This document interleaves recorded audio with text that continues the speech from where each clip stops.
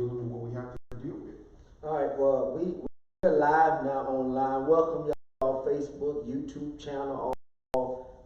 I have with me this morning great Bishop, visionary, Bishop Victor.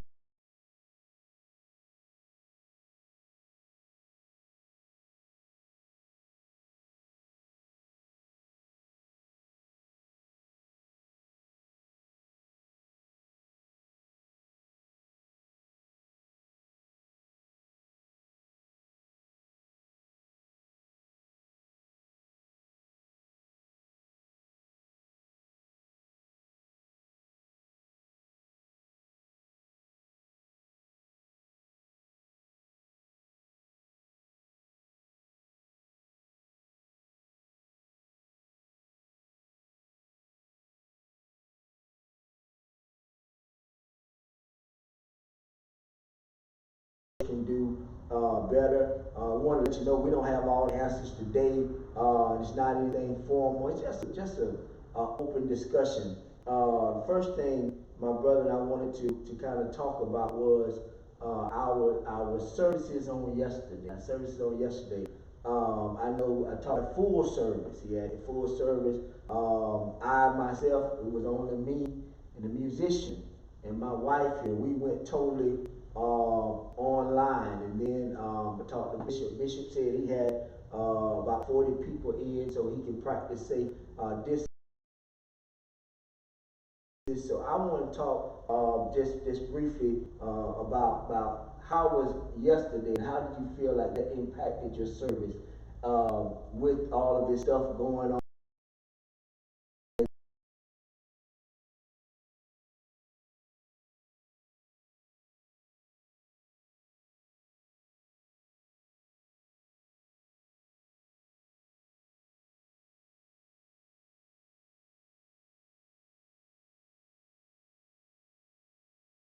Moment to mourn because everybody was waiting to hear from their pastor. What we gonna do, pastor? And so I want to just talk about some of the challenges that yesterday presented to each of you when it came to just having a service, just trying to do something to make sure God still gets His glory. The key thing about yesterday, it was all about communication, setting up your team, setting up your communication. This is something that the church should always be aware of, is how to be able to set up a line of communication with your leaders, and not just to make it a one-man decision, but throw your leadership out there, see what their feelings are, and how they consider and what they're considering, and then just start listening. So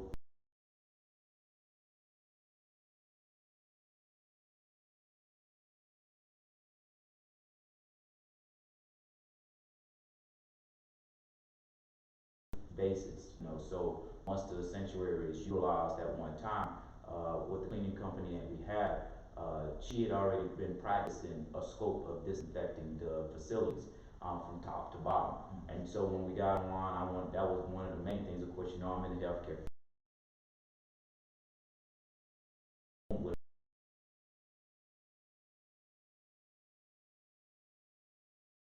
disinfecting the doors, anything that has germs on it or has a surface that has a chance of having any kind of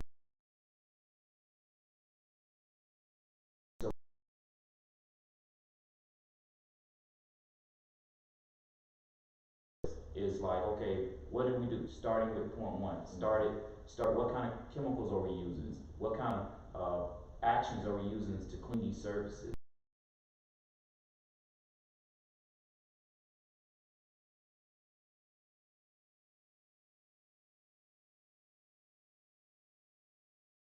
And cleanse, and having your congregation already know, every week the sanctuary is cleaned thoroughly from top to bottom with a 3-point inspection. That kind of gave us a sense of it's going to be all right. It's going to be all right. Then the next thing was compliance. We had a meeting. We locked compliance, troubleshooting of what would happen if someone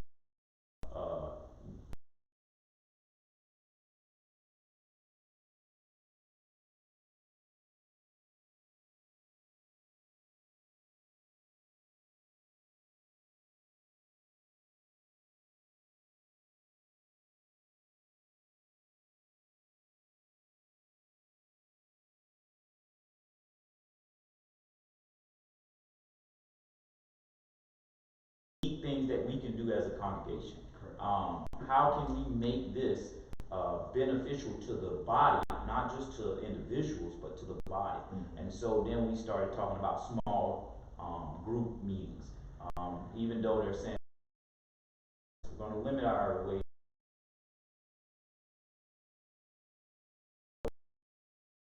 and then we started looking at other options, conference calls, not just conference calls, how can we stream? Those who had an iPhone, we could meet up to X amount of people.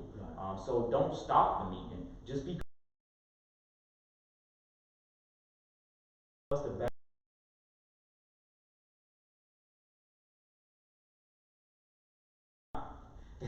Why not still do the fast? It's one of the times when we have to lay and put our plates aside and lay before the Lord and ask the Lord, we need you to show up in this here time. We need you to be able to show out in this time. We need to hear from you more in this time. And so when it came down to us making a decision, it really was a group effort. So we realized we were going to get criticized. So at St. Paul, one of the notices of our leaders online, if you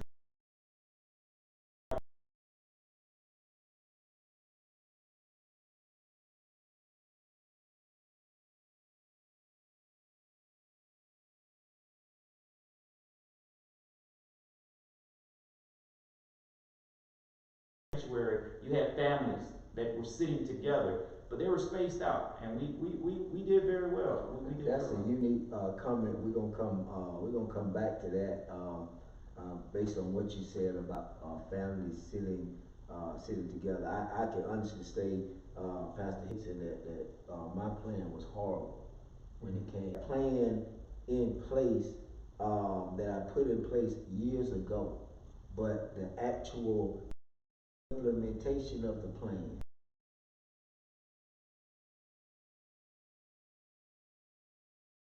of communication. And and stop.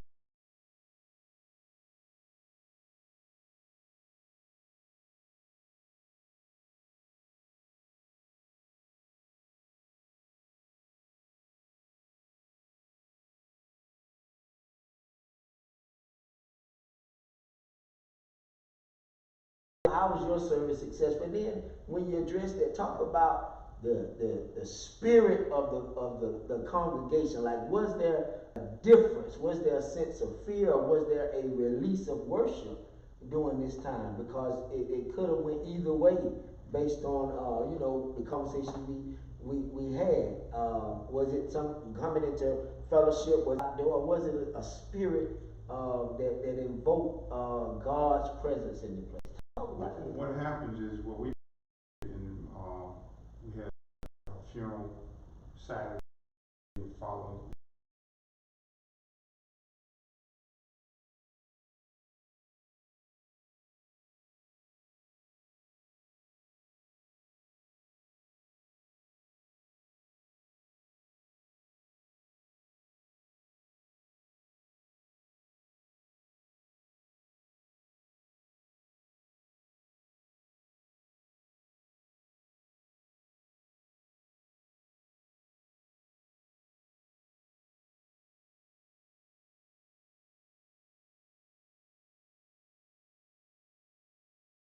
And that things have been detoxed even before service, after service. One of the biggest keys that we have the feed the least of these.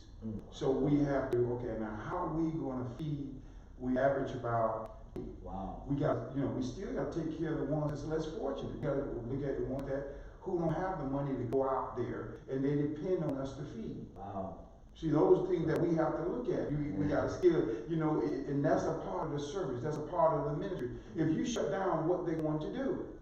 Wow. What they're going to do. So what we did, we set up and along with the Feed Lease team with Deacon Hammond, they come up with a plan. We had masses. We had everybody wore their masks, but the word that.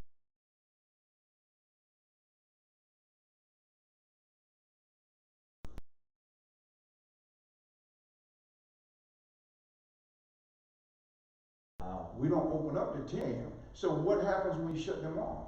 So it's the same way at my church. So, you know, you got people, that's one of the things, we have over 500,000 people that's homeless in America. So we got all these homeless people, and whatever amount that you're feeding to the least of these you have done to me, come on, you gotta come up with ways. How can you come up with ways to where you still doing what God had placed on your heart? Service went well yesterday. I didn't hold back ministering the word of God, but I told them, I spoke about some of the things that's important, how you clean and prepare yourself. Make sure your nose is clean. Make sure your ears are clean. Make sure you wipe.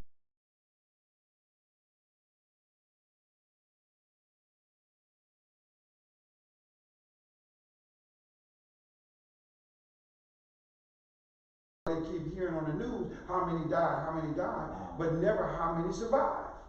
We didn't know how many have survived. What did they do to survive and to protect yourself?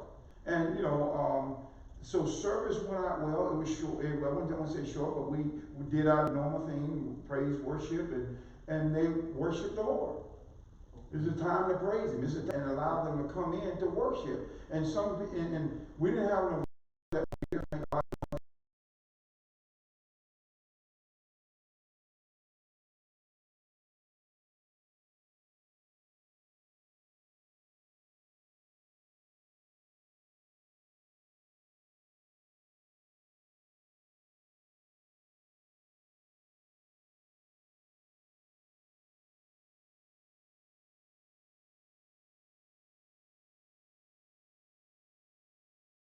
Fear is something, because it'll keep you from not coming up with creative ideas. Let's just lock the door.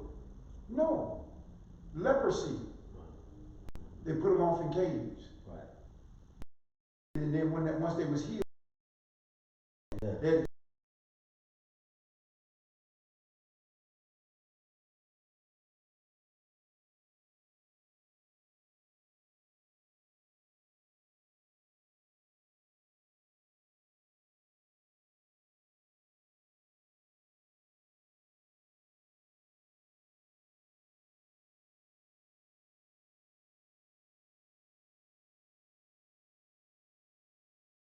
because she comes.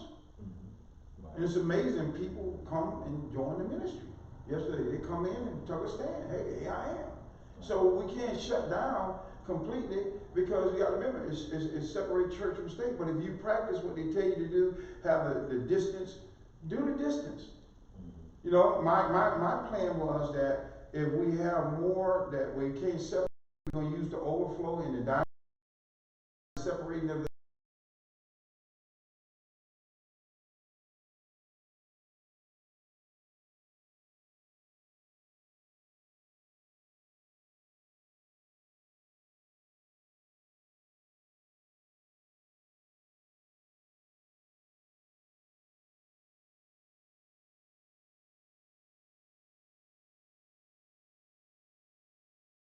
Do this here, like I spoke about, you cleaning your ears, cleaning your nose, wiping around your mouth. Take a lime, 8 ounces of water, and squeeze it in there and drink it.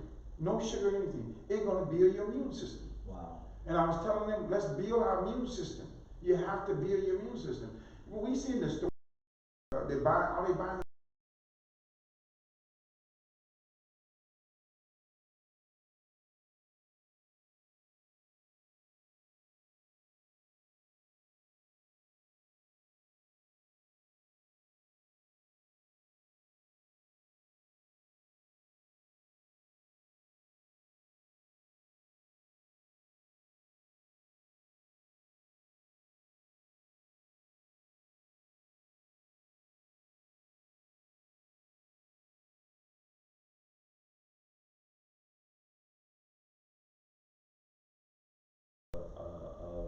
Refreshing, where you're not just adding your antioxidants, you're also adding that refreshing.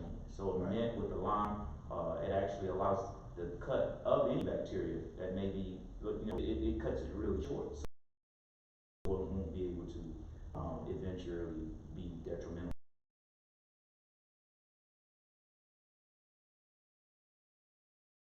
They're listening to us. Right. What do we tell them that when we do get back together? They don't know what, a vaccine is not, out there yet, but when we do get back together, everything lifted because they have shaping, the cone have went down, the curve went down, but guess what? They have to continue to build the immune system. It's really,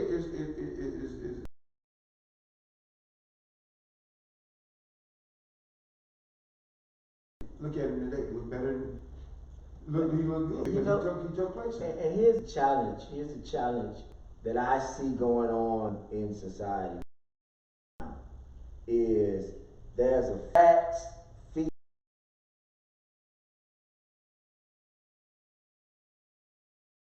While we say it's unavoidable, facts, facts unavoidable. Right. Fear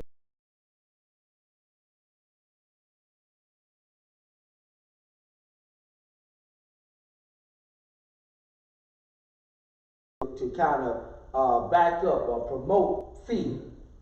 And then we get into the episode of faith. Mm-hmm. And so, like we talked about the lime, talked about the water. We talked about the mint.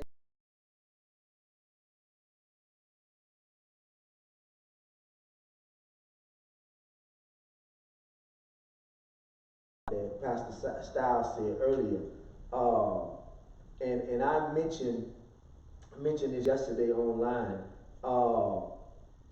Is this a burden, or is this? Before you answer, I know people say, "What do you mean, Rev?" Y'all know I'm unorthodox. Everybody know I think outside the box.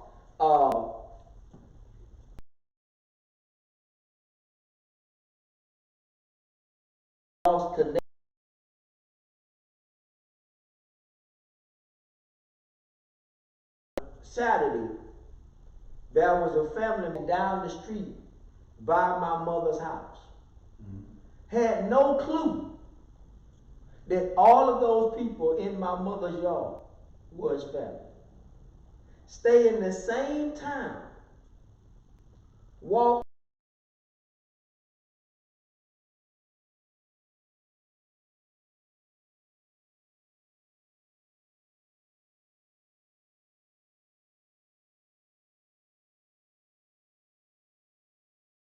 brought him back to introduce him to his family. Now he stays in the same, and this is not a distant relative.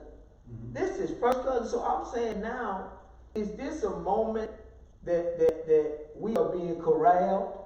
Like God is forcing us to get back together. God is forcing us to come back to the centerfold. Remember now that his whole premise when he started this thing was family.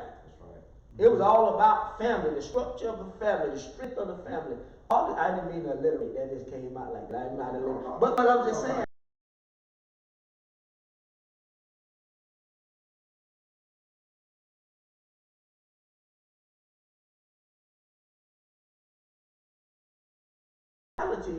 That's basically where we're finding our strength from. Mm-hmm. It's from being with our family. You said that you told your people, sit together with family. Now we know this in church. And we pastors that we can, like I said, this candid talk, that we'll come to church. And there's families in our church that won't sit together for nothing. Mm-hmm. I'm talking about won't together, Doc. Y'all know I'm talking about not on the same pew. They won't even sit, like they'll sit all the way in the back. They will separate themselves from each other.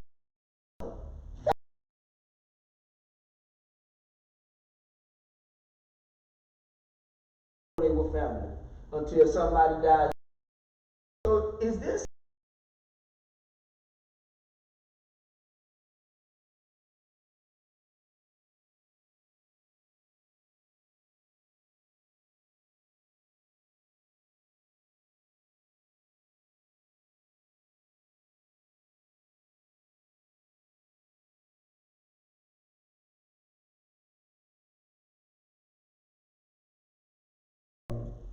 speak, they come in.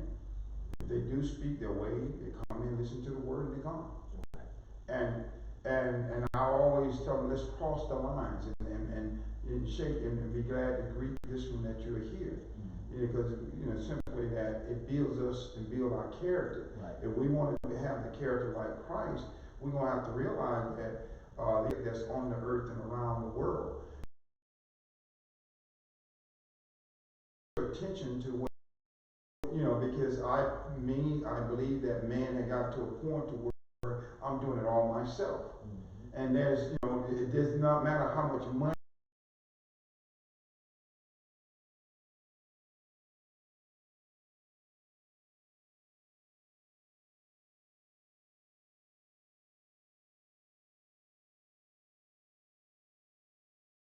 have no sense of I'm gonna deal with the middle class, the poor, or the most famous and whatever. No, it is bringing us to a point to, hey, we're not our own. Right. We're bought with a price, whether we believe that or not. It will bring you into words of thanking and giving God praise that you could deal with your family and put you in the power of forgiveness. Wow. Way I forgive you. Okay, let's move on with life.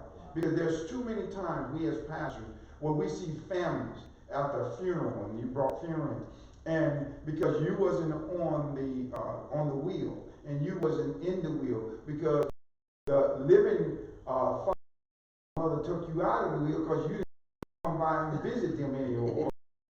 Now you mad with the one who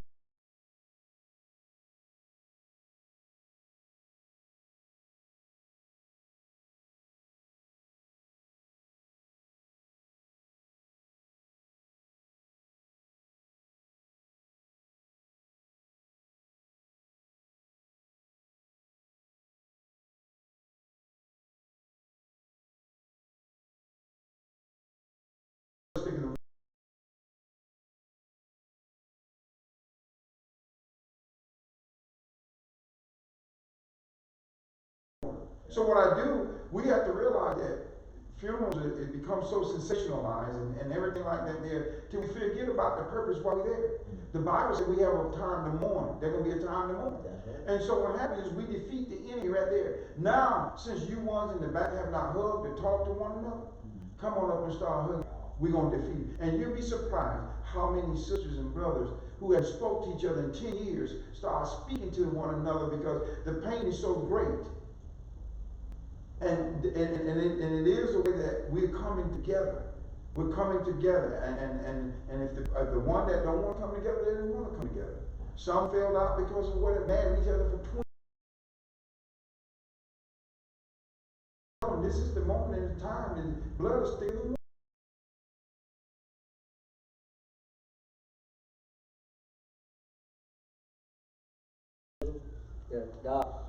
Well, I thought about this. There was a document on CNN a couple of nights ago where a family came together for celebration, and they came together to celebrate the mother's birthday, and happened so the whole family contracted this virus. Not only have they contracted the virus, but this young lady, the daughter, got on CNN and she said, it was heartbreaking to once you've just celebrated a great celebration of a loved one in your family, to go home and then the next hour getting a phone call that this one has passed away. Then right after that one, the next one, and the next one, and the next one, and the next one. And I began to think about it, and it was heartbreaking. And I began to think about it, and I began to pray for that family.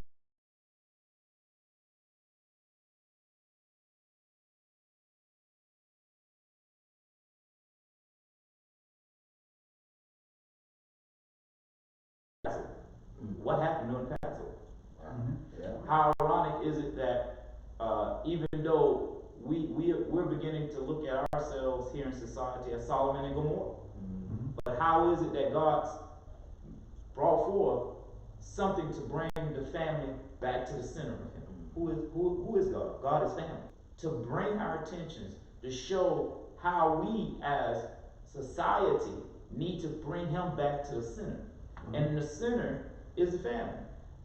It's something that I always go on St. Paul and I tell myself, I know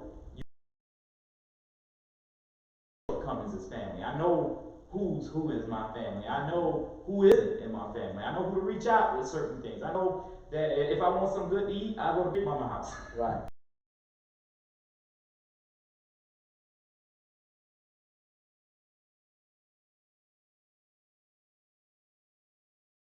So it's funny and ironic how here in society right now at this point, today we started our 21 days of fast leading up to Easter morning. God's got a way to pull the attention of Him back to the center.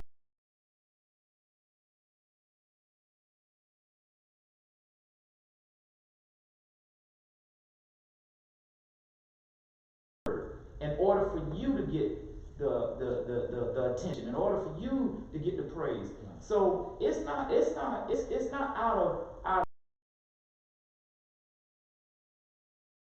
strong.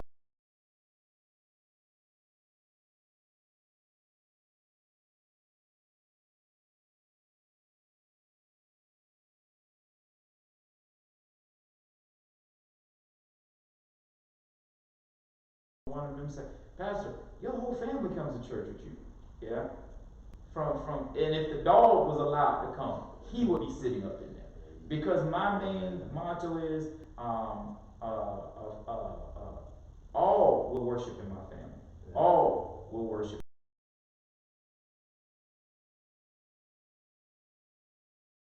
And I don't care how you feel, give God praise.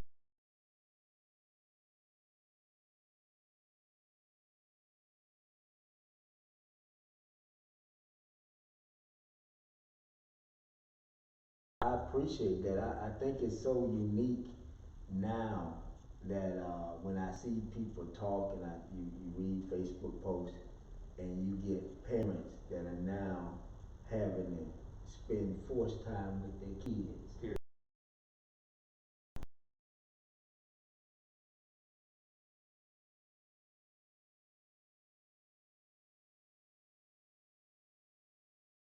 They're like they're your kids.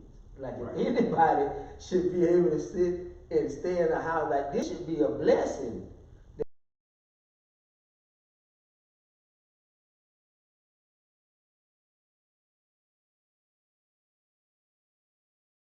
I don't, and I'm like, but these are your kid. Like you're man, you're saying, okay, let's get school back open.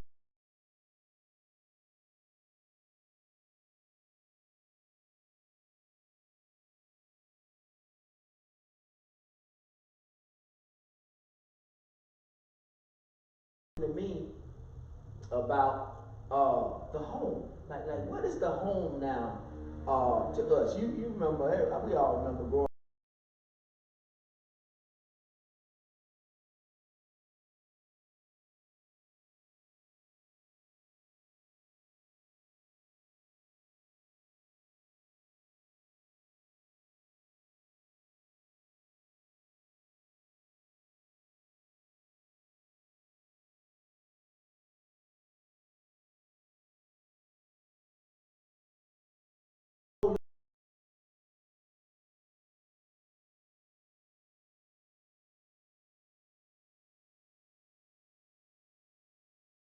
to stay home. Like they're not, listen, we're not getting put out of the country. We're not the government is saying, listen, stay home. We got people like, what? Stay home. I gotta stay home. And so it's funny, it's home. Because we go so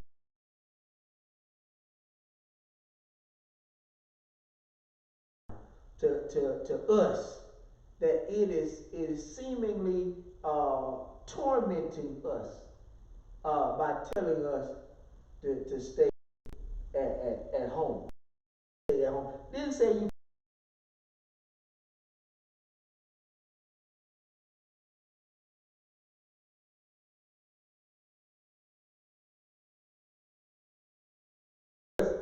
We got to stay. What's home like, Bishop? What is home like now? Home is what you don't have to really wait. If you have a structure, you don't have to really wait for a pandemic episode in order to build your home. What it does is just slows you down and just make you realize, number one, how blessed you are. Wow. And you talk to that single parent, you talk to that widow home, and someone is missing, or partner, not only a partner, but a husband or wife missing, but now you have that time to, quality time to build. And as you build, and you build within the truth.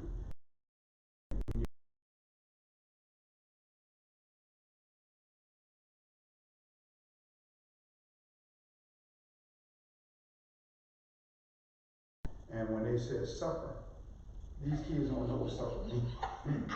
Supper. Supper, yeah. That's a new word. We need to add that back to the dictionary. That's what we was taught in the South. You have supper, Yeah. you know, and they tell you after 6 o'clock you're gonna have supper, and you want snacking all night long. Right. Yeah. It was supper, and everybody sat around that table. Wow. Everybody sat around that table. You know, it wasn't this.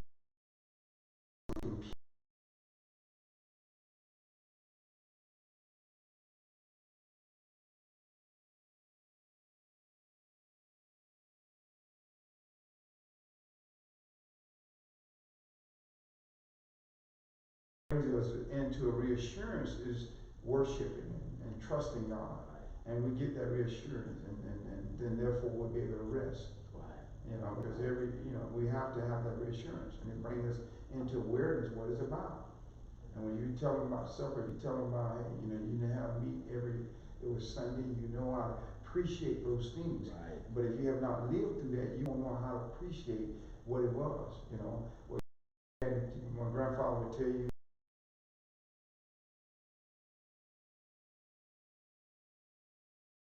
do that. And then one of the most precious things of my grandfather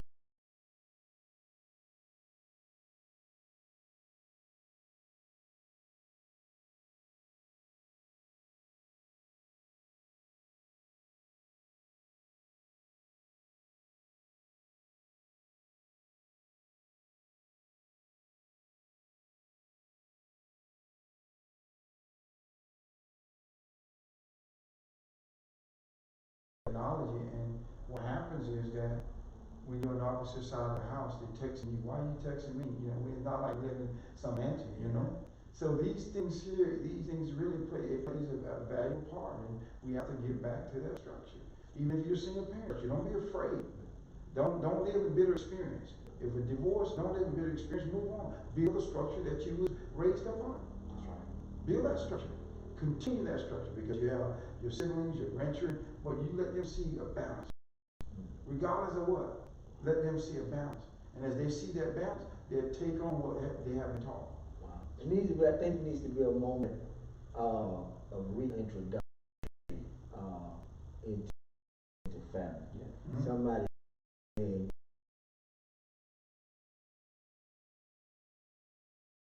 because of certain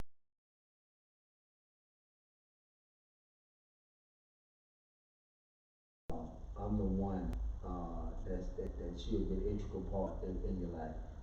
Instead of sitting like Pastor Hickson said, sitting by in a room and everybody got a cell phone and they texting each other what's for dinner and stuff like that, instead of communicating. That goes all the way back to where we started with communication. But speak a little bit, Pastor Styles, on that issue in the home, the communication in the home.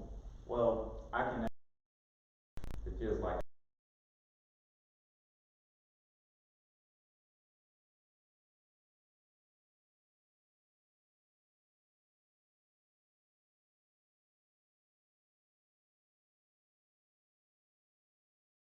county. She's a library administrator for the library system.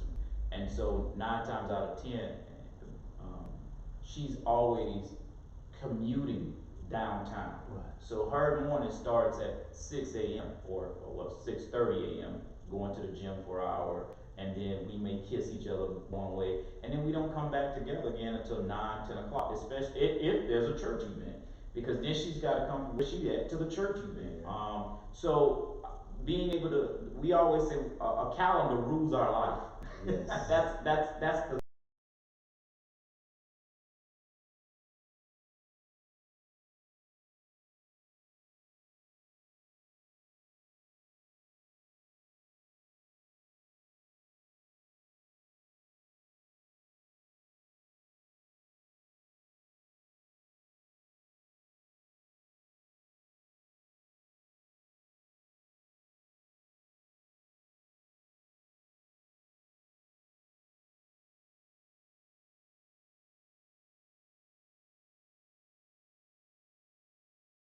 time for us, because we found our marriage going this way, because we were trying to help everybody else, but not help our marriage.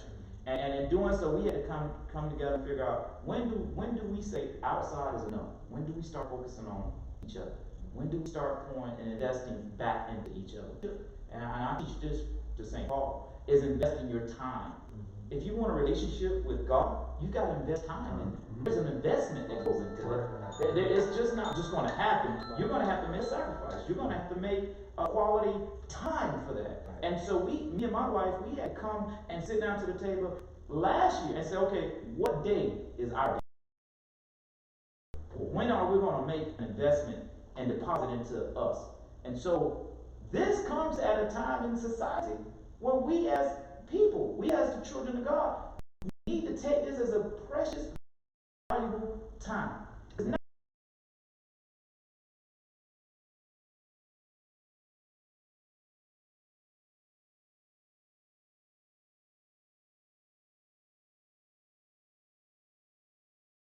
Quality time where the government is saying, look, we're going to stop everything. We're stopping your mortgage. We're going to stop it. So you don't have to say, oh, I got to run and do this. Your life, man, we're going to hold it. We're going to hold it so you can make time and invest in your family. And I don't think we're looking at that. I sat back and God knows what his people needs. We as a society need this. I look at, and Reverend Rumph and Pastor Hickson, you all have been all over the world, like I myself. If you look at other countries force for you to make sure you take time out for the family. The United States doesn't do that. You either get it and grind, it's going. But in other societies and other cultures, they make time. At a certain time, they eat.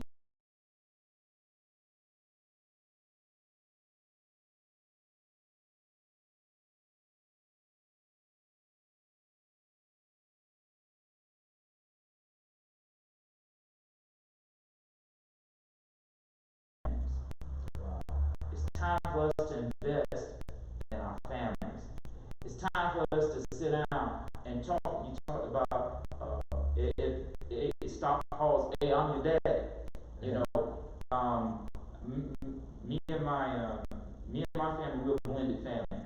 My wife has no kids, but I have a son from my first marriage, and my son, he knows that we're going to FaceTime Daddy, and we're going to talk to Daddy for 10 or 15 minutes. We're going to make sure we make that time. And it hurts us right now because this is spring break, and 9 times out of 10, he's on spring break. He's going to South Beach. He's doing all the activities here in the Miami-Dade area. He's already had an itinerary, what he's going to do and how he's going to do it. And he's going to shop. But now it's like, well, how do we be creative?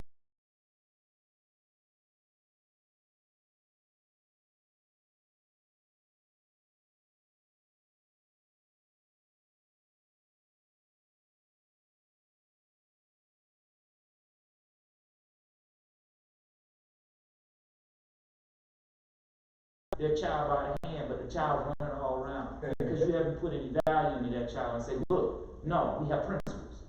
And that's where our families have gone. Right. We're letting our kids raise themselves. Right. Society is letting kids raise themselves. I remember the time, if you had a son and I caught your son cross some tracks, and we would figure it out together and make sure that child held values, held morals to what he's going to get in trouble for. Now I speak to your child, what you talking time out of his busy schedule, Pastor Styles. Not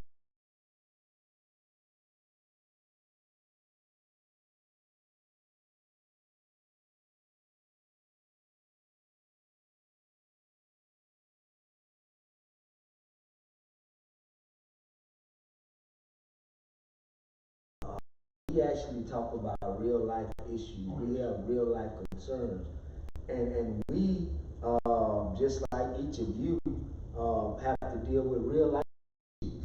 And in doing all of that, I was telling my wife this morning something that I shared with my father shared with me a long time ago. He said, don't don't forget to live life worrying about stopping death. Because you're not going to stop. Like death is inevitable. The Bible says it's appointed unto man once to die and then come judgment. And so I guess that's the big challenge now, is that like both of these men of God have illustrated, is that we need to now become creative. We need to look now and see how can we take advantage of this moment that God has given us. I was sharing with somebody, there's a whole lot of people, Pastor Hickson, that fought against technology. Oh, yes. Don't want no technology. That is the devil. Don't want no technology. Yes. Now they're saying, I'm gonna do church now. I can't get no. Now somebody get me a phone, or somebody get me the. So God out where it,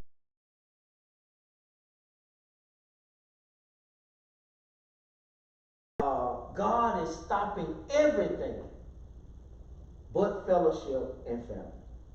It's everything. I mean, when you get to a God that's so powerful that can stop that, absolutely nothing in this world could stop the government, FP&L. They just gonna go on. But when you got people like that saying stop,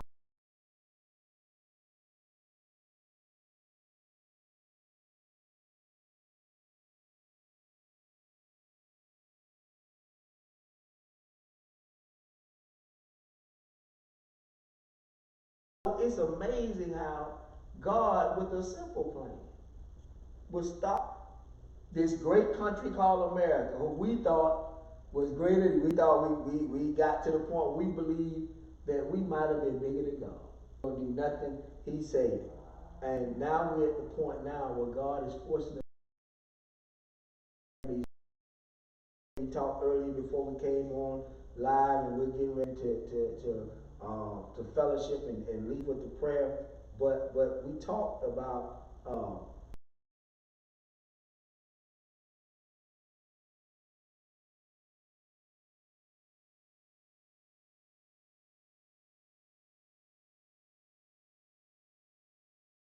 God made these moments possible, because normally I'll be running up and down the road to work. I leave at dark, get home at dark, and running around with kids and trying to do all this other stuff that's sounding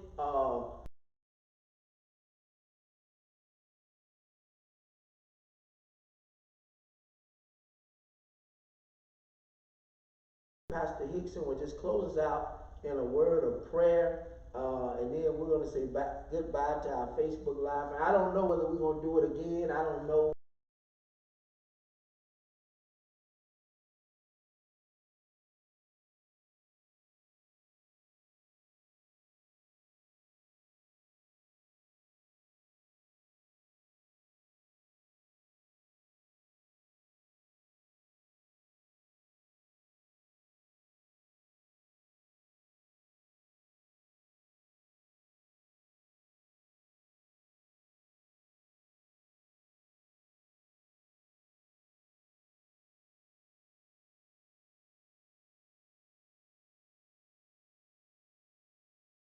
Father, we ask that you give us the wisdom and continue to give us the wisdom, the knowledge, and the understanding of who you are.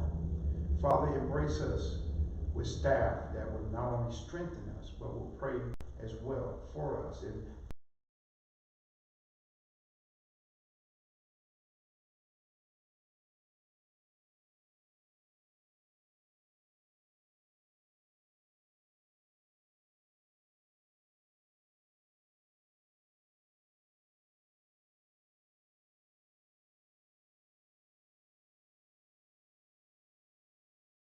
Yes, Lord. to where we could sit and talk about the various issues that are taking place in our community with sincerity, and that the doors will open, and not only open, they're open with power and authority. But we thank you this morning.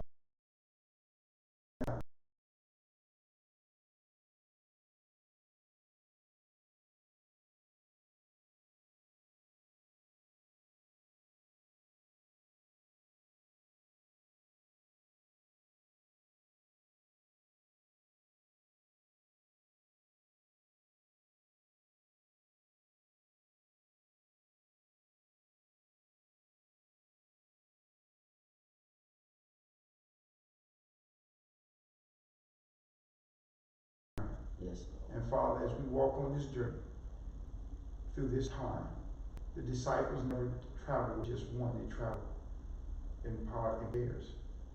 And there's a specific reason for that, Lord. Yes, That is of the gospel, and pastors as the gospel, that we